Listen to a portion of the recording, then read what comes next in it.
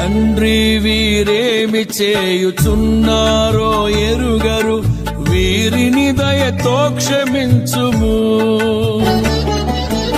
అని ప్రార్థన చేశావా బాధించే వారికై, అని ప్రార్థన చేశావా బాధించే వారికై, శత్రువులను ప్రేమించుట నేర్పుటకై,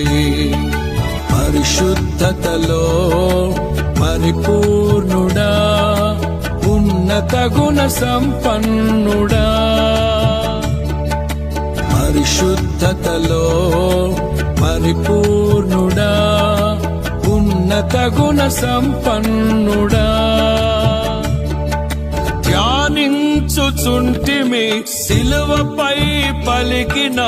విలువైన నీ మాట,